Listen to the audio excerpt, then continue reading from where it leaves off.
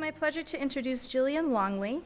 She's the coordinator of the Colorado chapter of NOCIRC, National Organization of Circumcision Information Resource Centers, and is a member of the Board of Health Professionals of Intact America, another one of our sponsors. So let's give a hand to Gillian Longley. Thank you. All right, thank you so much for coming today, and thank you for Travis. Thank you so much. This is really wonderful.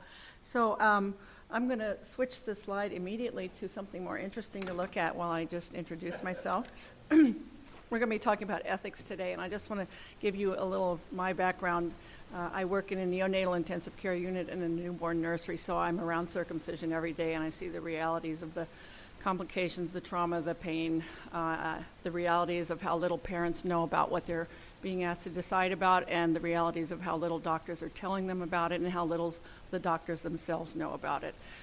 So that's what I'm doing here. There's a lot that needs to be changed in birthing, but circumcision is certainly one of them. Okay, so in looking at the ethics of non-therapeutic infant circumcision, there's two key questions that we are going to look at. And the first is it ethically acceptable to alter the natural genitals of a child when no compelling therapeutic reason exists? And you would say there isn't any other category of human being that you would say it was an okay thing to strap them down and cut off part of their genitals without their permission. But this is what we do for baby boys. We wouldn't do it to an adult. We wouldn't do it to a girl. There's federal laws against that. But in this country, doctors and parents act as if this is an okay thing to do to a boy. But when you look at the medical ethics and the human rights principles, that does not support that. Second question is, who is the appropriate person to give permission for elective non-therapeutic cutting of anyone's genitals? And historically, up to a certain point in the United States, it was the doctor that made the decision. It was just done. Baby came back to the mom. First time she saw them, his penis had been cut. But then in the 1970s, medical ethics changed to acknowledge that the patient had a right to make their own decisions about their bodies. So, well, it changed from the doctor now to being a parental decision. We haven't gone quite far enough because actually the person who is the patient, the person whose body's most affected is not the parent, but the boy himself. They make a lot in American medical lingo of it being a personal choice, and basically they're referring it to the parents or the family's personal choice, but really it's the boy who's the person that matters. Now, I am talking about male infant circumcision here, but the questions that we're talking about, the principles we're looking at, could be applied for female cutting or for genital cutting of intersex patients. All right, we're going to talk about the principles of medical ethics and the human rights. I'm going to talk about ethics of specific common arguments made for circumcision, informed consent, and conscientious objection of health professionals to, that is, refusal to perform circumcisions, and also talk about where we need to go from here with ethics. So there are four principles of medical ethics that are usually used to analyze a situation, and it's a kind of an oversimplified system, and there aren't any clear guidelines of how to balance these four principles all the time, but it's a helpful approach. It's widely used, and I am going to use some of these terms. So the first principle is the principle of autonomy, and that calls for respecting the patient's right to freely make his own decisions about medical interventions. And that's typically considered the foremost of these four principles because it's based on a core ethic of respecting the fundamental self-determining dignity of each individual human being, and out of that respect, assuming that that individual is truly the best one to make their own decisions about things that is going to impact their body, out of their own values and preferences. Now, neonatal circumcision, obviously, the decision being made by the parent, clearly that is overriding the future autonomy of the child to make his own decisions about his own body. The second principle is beneficence, which looks at whether the proposed intervention can reasonably be expected to do the patient any good. Now, we've talked about some of the medical background here. I think one thing that hasn't been specifically said in the earlier presentations is that no medical organization in the world recommends routine infant circumcision for health benefits. So, and the other thing is, even if there were some health benefits, there's only going to be a small proportion of males that would ever derive a benefit from it. So neonatal circumcision does not meet this beneficence principle. The third principle is non-maleficence, which is whether that intervention avoids doing unnecessary harm. And we've seen that circumcision does do harm physically, emotionally, sexually, and those harms are unnecessary because there are more conservative ways to gain whatever health benefits you want, like simply washing or, safe sex behaviors and those kinds of things. The fourth principle of medical ethics is justice, and this factor is saying, is what we're doing fair? Are we distributing the benefits and burdens of health interventions in society in a fair way? And in the case of genital cutting practices, we should be asking the question, well, are we treating males the same as we are females? Are we treating adults the same as we are children? And obviously the answer is no. Now, on top of medical ethics principles, the United Nations has promulgated a number of landmark statements on human rights, and these also apply to circumcision. And like medical ethics, these human rights statements are based on the recognition of the inherent dignity of all human beings and of the rights that come from that inherent human dignity. And it's worth noting that non-religious circumcision, as practiced here in the United States, got started in the 19th century, which was before this development of international understanding of human rights and before the modern articulation of these medical ethical principles. So circumcising societies like the United States have been, behind the curve as far as applying modern human rights principles to something that's already an entrenched cultural practice.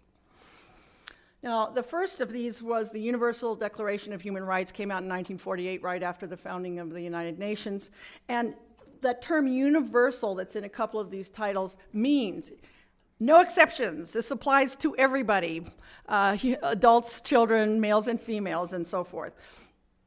And according to these various statements, and there's others that I didn't list, children are understood as having the same rights as adults, but they're also understood as needing additional protections because of their obvious vulnerability. And so we got a specific convention on the rights of the child in 1989. Now, here's just some of the rights that are enumerated in these various documents as that could be seen as relating to circumcision, and there's others that I haven't listed here. But Article 1 of the Universal Declaration of Human Rights states that all humans have the right to life, liberty, and security of person. And security of person in international human rights law means it's there to ensure the physical integrity of every person being protected. Everyone has the right to property, and one's body being one's most essential property. Right to freedom from torture and cruel, inhuman, and degrading treatment, right to equal protection before the law.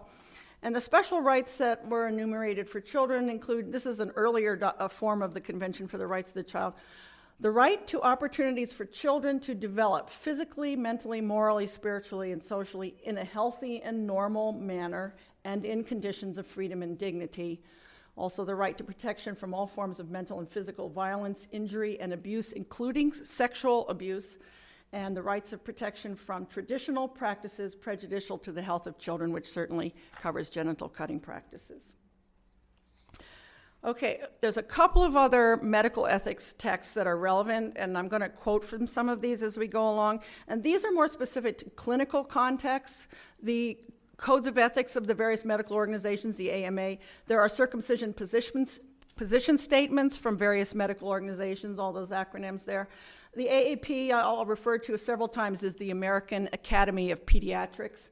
And they also have a specific document on the problems with proxy consent in pediatric practice where parents have to make decisions for children. And so these dovetail with the other things we've just talked about, but there's some contradictions between them, which I'll point out.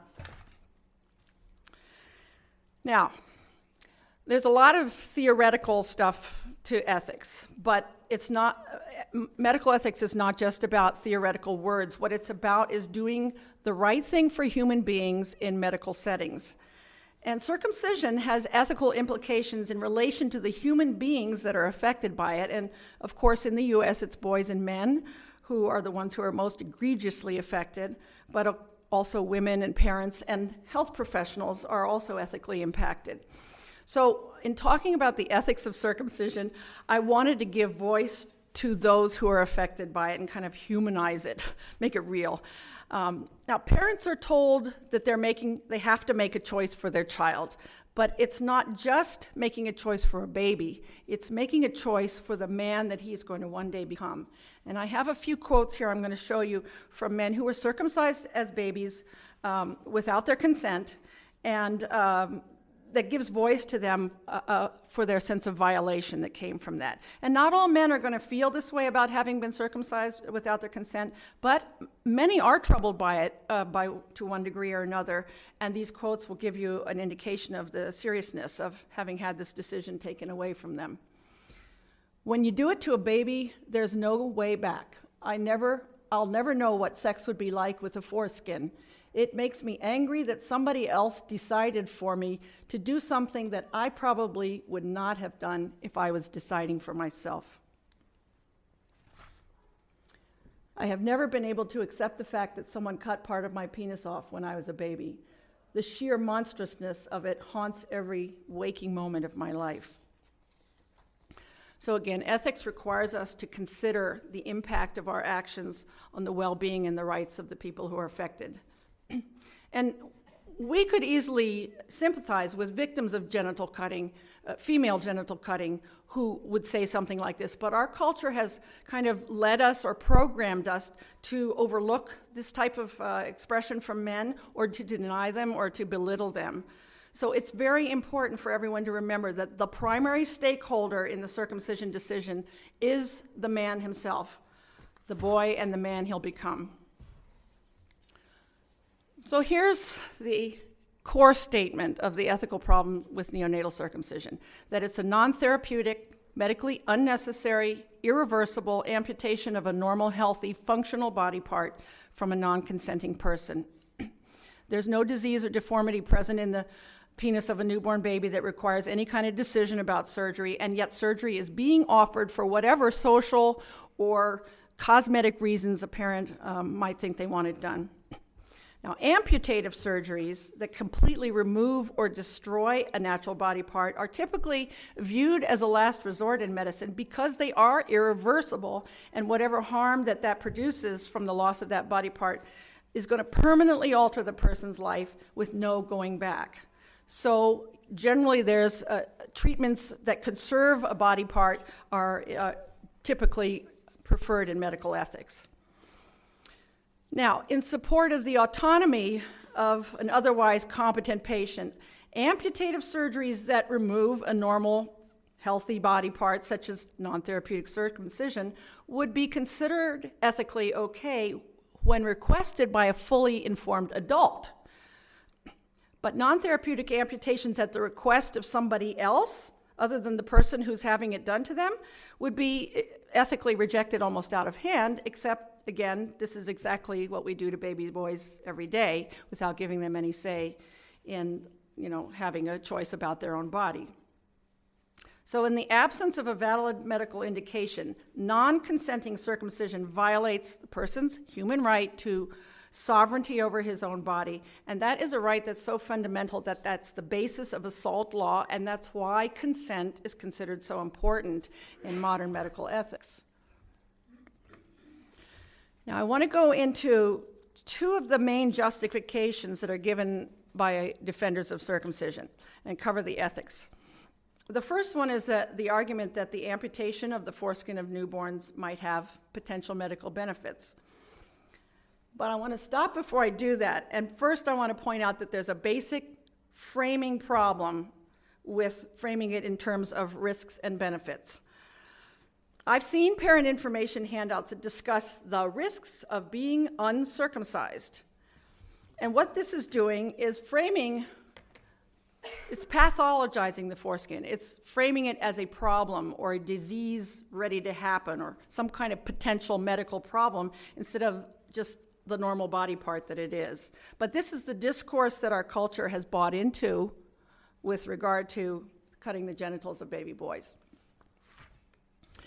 Okay, so Margaret Somerville, who I'm going to quote from here, is a lawyer and a bioethicist from McGill University.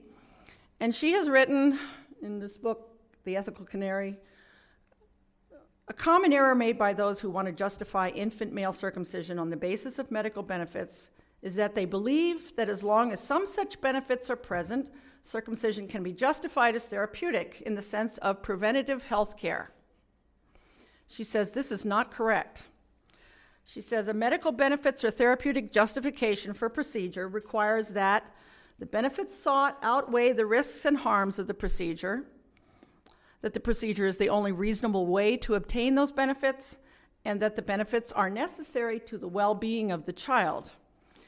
And none of these conditions, she says, is fulfilled by routine infant circumcision. The benefits do not clearly outweigh the risks. There are effective conservative measures for preventing or treating potential problems.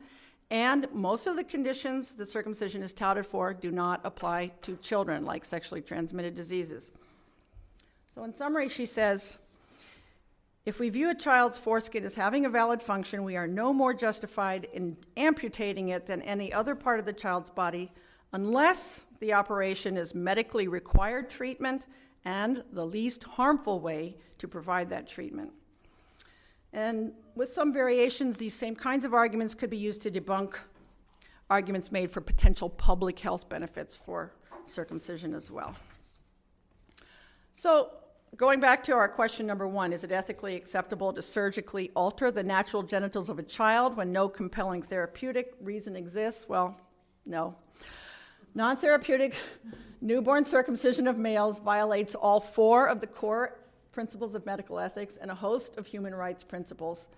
And circumcision of a child is acceptable only when medically necessary and only when conservative treatment approaches have failed. The second main justification that is given by defenders of neonatal circumcision is the argument that it's the parents' right to make this decision for their sons. And indeed, in general, in our society, parents are given a wide latitude in child-rearing decisions of all kinds, which includes medical treatment based on the Constitution's right to privacy. But remember, going back, the principle of autonomy is considered the lead principle in medical ethics, all other things being equal. And there has to be a good reason for overriding that principle. So one such case in which the autonomy principle could be justified in being overridden is when there is a true need for medical treatment for a child. So children are not considered cognitively able to make their own medical decisions. They're not mature enough mentally or have enough life experience to act autonomously on their own. So in the case of true medical need, the beneficence principle is going to take over from autonomy to protect the child's well-being. And the parents are given, in this case, the role of proxy or surrogate decision makers as guardians of the child's interests. Now, the ideal standard for a medical decision that's being made for someone who's not competent is what that person would want for themselves. That's the autonomy principle. And that's what an advanced directive is for an adult. They leave instructions, this is what I want to have done later on when I'm incompetent. But with proxy decision making for children, well, we can't really directly know what a child would actually want for himself. So what usually happens is that when a decision has to be made for a child, the idea of the child's best interests becomes the guideline for making decisions. And here from various sources are some of the factors that go into determining what may be the child's best interests. Maximizing benefits while minimizing harms, considering both physical and emotional aspects, preferring the least restrictive and least intrusive way to get the desired benefits, taking into consideration families' views and social cultural background, also taking into consideration the patient's wishes, feelings, and values to the extent that you can ascertain them. And the BMA, which is the British Medical Association, and the one medical organization that's done a very thorough look at the best interest standards in relation to circumcision, they say one of the things that goes into determining best interest is the prioritizing of options which maximize the patient's future opportunities and choices. So what the BMA is saying is that consideration must be given for not closing down the patient's future autonomy unnecessarily, even when there is a medical need present. And as we've seen with neonatal circumcision, since there's no problem, no decision having to be made, there's really no reason why the child's future autonomy should not be given full consideration. Now, there are a number of problems with pediatric proxy consent, and for our purposes, I'll just simply say the bottom line is that parents don't own the child. They are actually the guardians of the child's interests, and there are limits on what the parents may do to a child. Now, parental proxy consent is considered appropriate for cases of actual medical needs, such as diagnosis or treatment of an actual problem, to protect the child's well-being. But there are legal and ethical scholars in the US, in Canada, in the UK, and Australia, all who have questioned whether it's legally valid for proxy consent to apply to non-therapeutic procedures. The other thing to remember is it is the child that's the patient, and even though parents are typically accorded the right to make medical decisions, the AAP warns in their proxy consent statement, pediatric health providers have legal and ethical duties to their child patients to render competent medical care based on what the patient needs, not on what someone else expresses.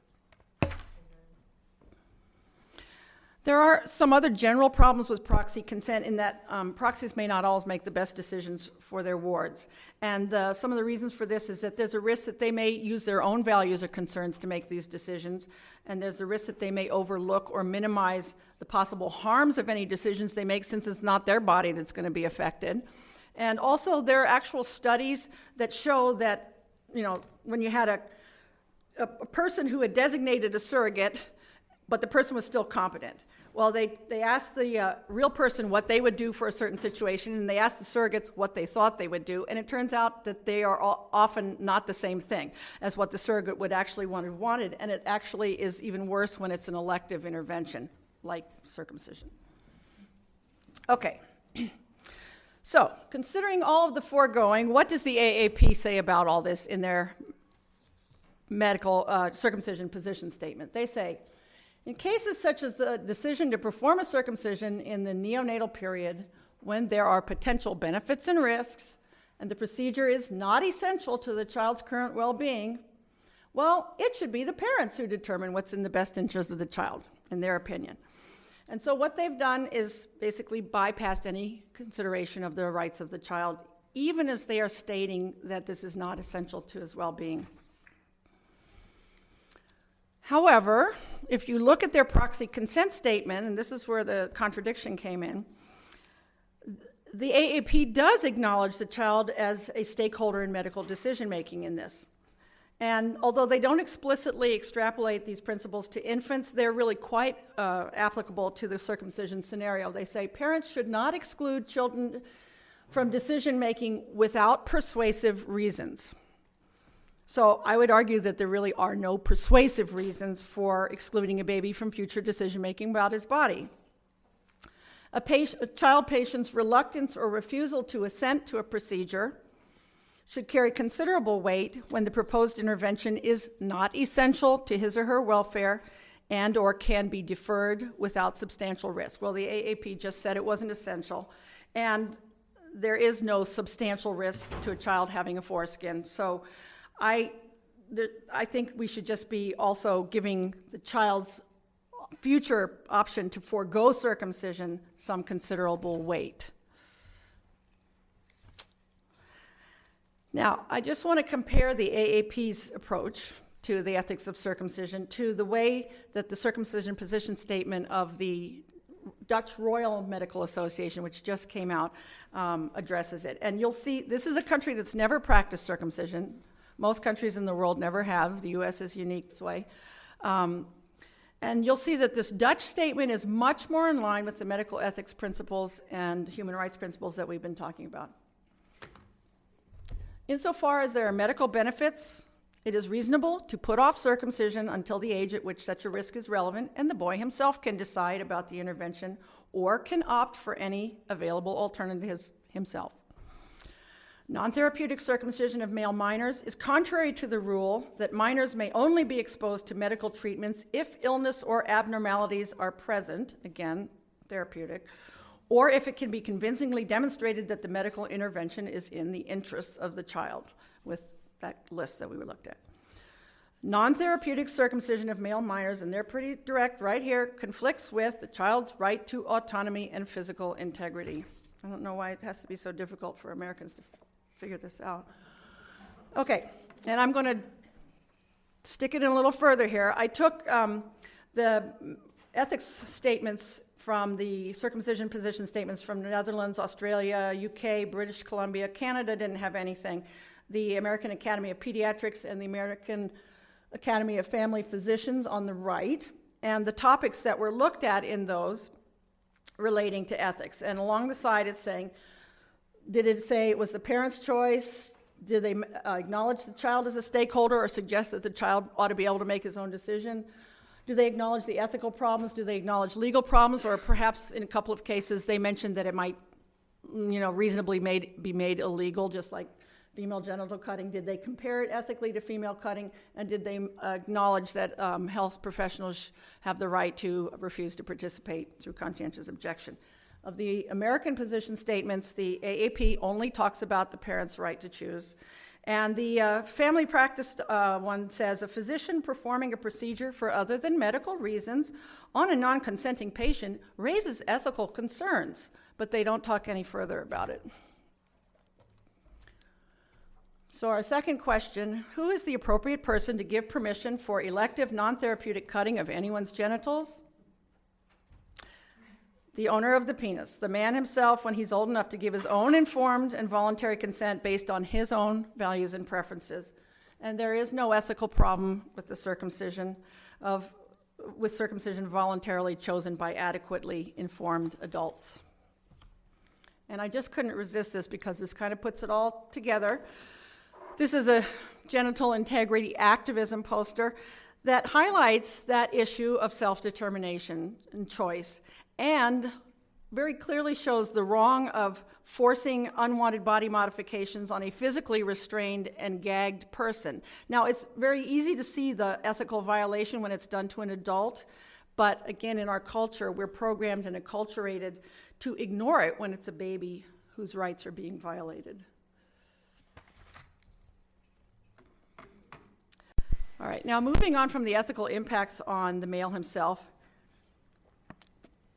I also want to give a voice to the ways that parents are ethically violated by circumcision. It was assault on him, and on some level it was an assault on me. I will go to my grave hearing that horrible wail. If only once someone had mentioned that it wasn't medically necessary, I know I would have questioned it, but no one did. I really honestly don't think I will ever forgive myself for letting this happen to him. And this is from a YouTube video of a very articulate young mother who did circumcise her son and later came to regret it. And she said she thought she was informed, but she later found out a lot of things that she didn't get a chance to consider, which she lists in her video. And she says, I didn't know that it would affect breastfeeding, that it would look so gruesome, that it would affect the sensitivity of the penis, that the foreskin had a purpose, that there was a risk of death. And she said that's the one that got her the most when she learned that. I didn't think that I might possibly regret it so seriously. And she said that had to do with the irreversibility of what she had done. And she says she never thought that he might not want to be circumcised. So this leads us to how parents are educated about circumcision and the topic of informed consent. So the doctrine of what's called informed consent has only been codified into medical practice since about the 1970s, but it's now considered one of the cornerstones of modern medical ethics. Informed consent refers to the patient's right to agree to or to refuse a proposed medical intervention based on an adequate understanding of the implications of his decision. And again, this is based on respecting the self-determining dignity of the individual and has that practical, beneficence-based function of supporting that patient's interest in making rational decisions. And because this is in an area where most people don't have a whole lot of knowledge. Patients are kind of in a one-down position. They need that information. So what are the elements that make a consent valid in a legal sense or an ethical sense? Valid consent means that, first of all, consent is only valid if it's been given by a mentally competent person. We talked about the children not being considered competent. A person with schizophrenia wouldn't be considered competent, so then you get a surrogate or proxy being designated to give that. Second, consent is only valid if it's given voluntarily and autonomously. That is, it must not be subject to coercion, like threats, and it must not be subject to manipulation, like rewards or punishments or deception of some kind. Consent is only valid if it's based on adequate disclosure of any information that would be needed to help the lay patient understand the implications of what they're being asked to agree to. And finally, the consenting patient must actually understand the information that's being given. And some of the factors that can impair understanding, and a lot of these are present with newborn babies, is pain, being on pain medication, stress, informational overload, the complexity of language, the reading level that's used, and very importantly with informed consent, the amount of time that a person is given to consider their decision. The information that's required to be disclosed for valid consent is typically understood to include information on the nature of the health problem. Again, there's no health problem with the newborn penis. Nature of the proposed procedure, the risks and benefits of that procedure, and, very importantly, comparable information about any reasonable alternatives to the procedure so that the patient can make a valid comparison between the relatives' advantages and disadvantages of their options. And the more elective, that is non-medically necessary, the more elective the proposed procedure, the higher the level of disclosure that's required. And that's out of respect for the patient having the right to more carefully consider their decisions when the intervention is really not clearly necessary. Now, the inadequacy of informed consent for circumcision has been noted in the medical literature for a very long time. And here are some findings from one of the most detailed studies of informed consent that surveyed both practitioners and mothers in several different institutions back in the 1990s.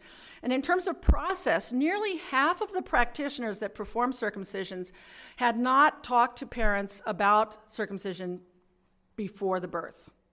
And of those practitioners who did circs and provided prenatal care, more than a quarter of them never brought it up before the birth.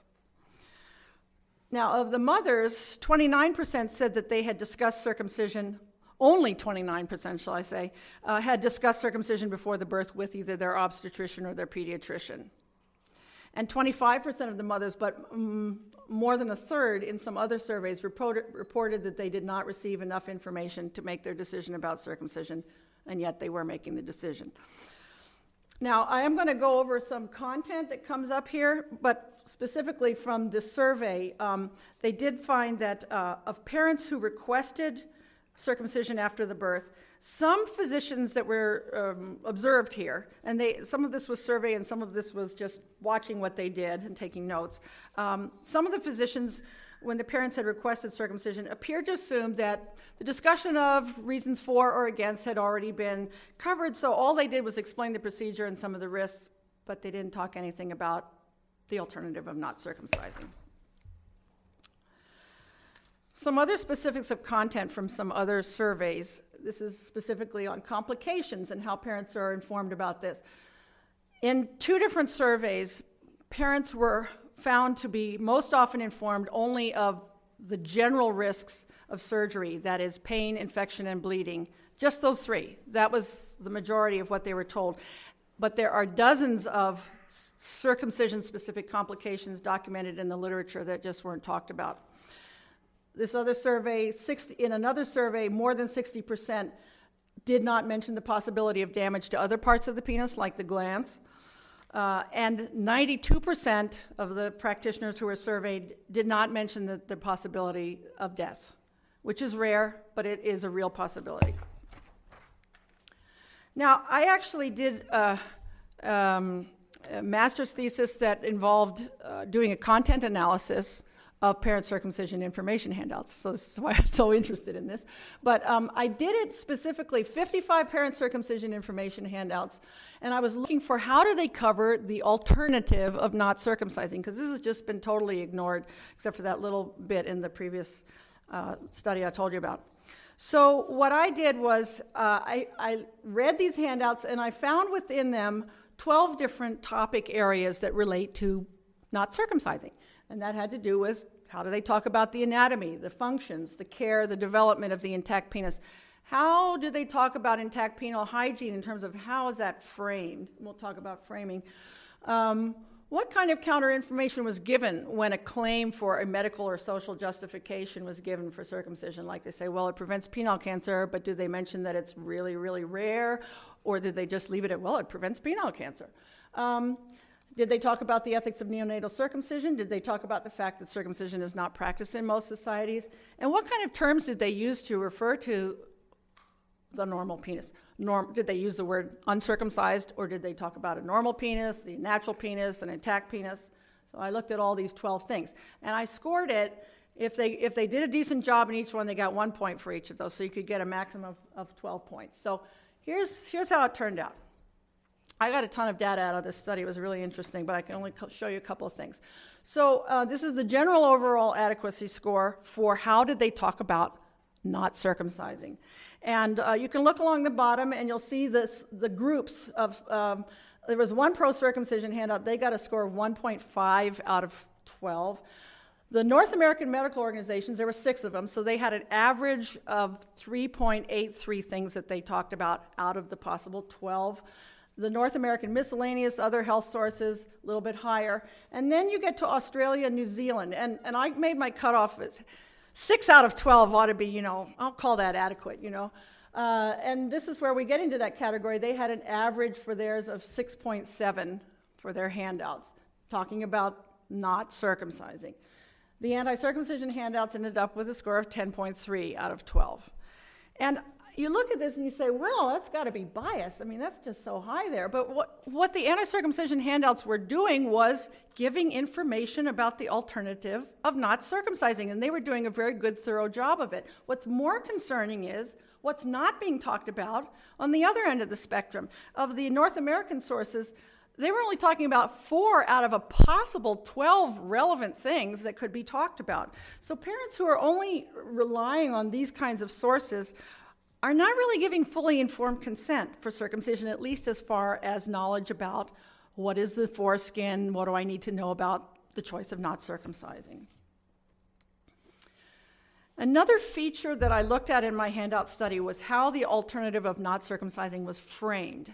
And this is a whole interesting topic in psychology and communication studies, but framing is a concept which refers to the fact that how a story is told it affects how that information is perceived. So there's the risk for framing in health communication of altering a person's cognitive understanding of it. It can have detrimental effects, in other words, on a patient's understanding and on patient autonomy. It can be used for benefit too as well, but in this case there was a problem. Now, John gave a really good example of that relative risk and absolute risk. It's basically when you give only a relative risk, like saying, circumcision reduces your child's risk of X, Y, and Z by 60%. Well, that sounds like a lot, That's the relative risk. But if the likelihood of ever actually getting that disease is really, really small, well, then the absolute risk reduction is not going to make a whole lot of difference. And this is where we get relative risk information only, which is really mostly what shows up in the information parents are given. It unrealistically exaggerates the impression of benefit from circumcision. Now, in my study, the second one down, I found that when they talked about hygiene of the intact penis, it was much more often discussed in the North American handouts using negatively framed messages instead of positive ones. And what I mean by that is like giving the impression that if you don't clean your boy's uncircumcised penis properly, there could be dire consequences. You can get this or that disease. That's a negatively framed way of talking about hygiene, as opposed to just saying, well, it's very easy to take care of the intact penis. That's a positively framed message, and there was much more of the negative ones in the North American. Finally, omission of relevant information. Framing is defined as much by what's left out as by, what you include. So, and that's what we saw here. This is left out on that side. And so what's left out, what happens is that ethically and practically, parents are in a really big problem if you leave out relevant information, because how can you weigh your alternatives if you're only told about one thing, one option? How can you take into consideration something that you don't even know exists? So what this ends up doing is this constitutes informational manipulation. And we talked about the elements of valid informed consent. What this, you're manipulating, that's the voluntariness standard, and you're doing it with information, that's the informed standard. So it's violating two principles of the validity of informed consent when you do any of these things. Now, I'm just going to finish with informed consent with one other slide here, and I have a caveat here as well. Even if parents were given complete and unmanipulated information, proper informed consent does not make circumcision of children ethical.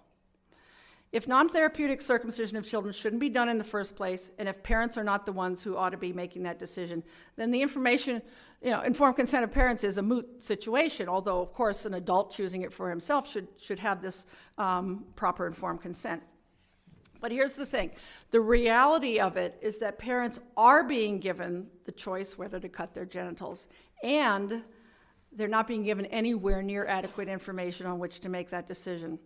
So I believe, working in this hospital setting where I see this going on every day, I believe that insisting on higher standards for informed consent is part of what we need to do to shift the practice in our country, because it gives parents the opportunity to make a truly informed decision for that person who is depending on them. And it also forces health professionals to become more informed about things like the functions of the foreskin or the value and the normalcy of leaving boys whole, things that they're currently not very well educated about. And this, in turn, can lead to more of them maybe reconsidering their position on being involved with circumcision. So the last little segment here has to do with health professionals and how circumcision ethically impacts them. This quote, I did not become a nurse to hurt babies in 1992. Oh, excuse me. I did not become a nurse to hurt babies. I have my reading glasses on, so I missed a period there. In 1992, I gave notice to my employers that I would no longer be an accomplice in the atrocity that is infant circumcision. So she refused to participate. And this is the position I've taken at my work. I've been threatened with termination twice because of that.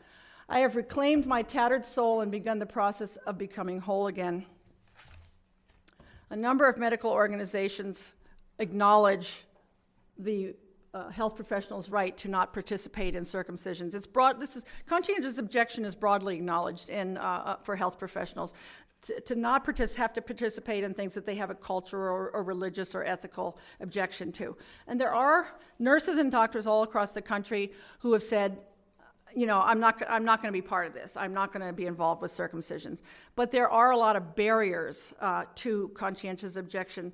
I think the primary one, as I've mentioned, is the lack of education of health professionals. They simply don't have enough information about the foreskin and about the ethics involved to lead them to be able to form any kind of ethical stance. It took me a while to get to the point.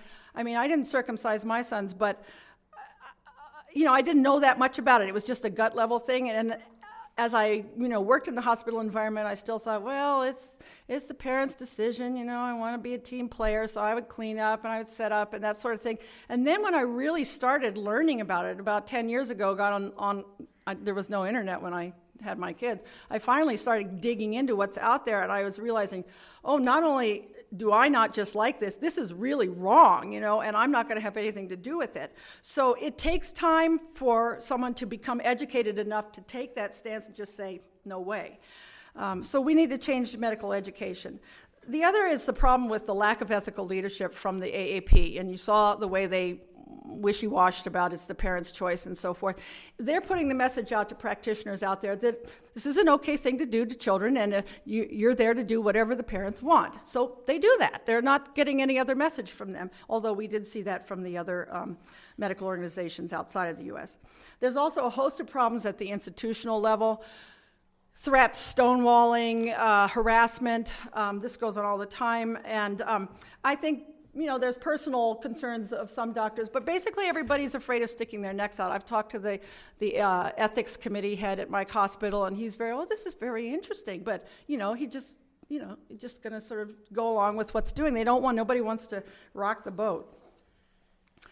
Now, there are a bunch of other ethical issues that I don't have time to talk about that are more specific, that I just want to kind of whet your idea of. Commercial use of amputated foreskin tissue is a good one. Where religious rights and child's rights interface with each other. So please continue to educate yourself about this and go out and start to put these pieces together. It's important that anybody that's educated in this area see that this is the bottom line of what it's all about, and to be able to explain to others why circumcision is not ethically valid. So in closing, I want to indicate a couple of avenues that we have the opportunity to move forward from to have a more ethical future with circumcision. First is the education of health professionals on the foreskin and the ethics of circumcision, which is currently seriously deficient. And when more health professionals are educated enough to understand that this has no place in modern ethical medical practice, it will end. Second is culture.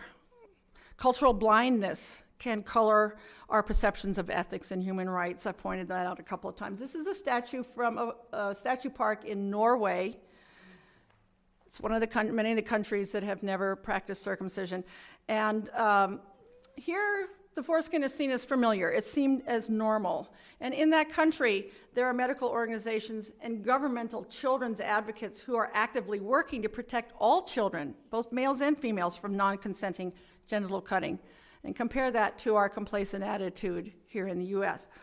But our culture is changing. The rates are going down, and hopefully we're nearing a tipping point.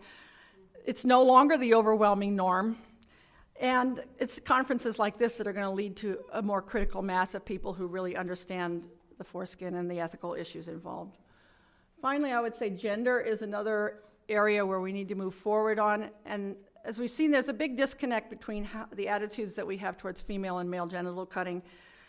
But you have to argue from the parallels of the ethics of those two. It's part of the necessary ethical discourse to move us forward. If you can see those parallels, then another chink has been made in the wall.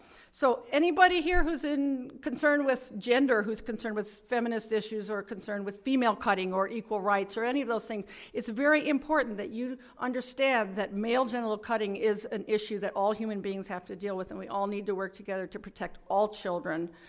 So finally, I'd like to end with a quote from the circumcision position statement of the College of Physicians and Surgeons of British Columbia, and that's another one that has done a really thorough job of discussing the ethics of neonatal circumcision. Ethics points us to corrective vision, that is, to question practices that have become routine or which we have taken for granted. So I would say it's time for our culture to stop being complacent about circumcision. It's time for us to question it. It's time for us to think ethically about it. And then it's time to go out and be part of that ethical correction that we need. So thank you very much.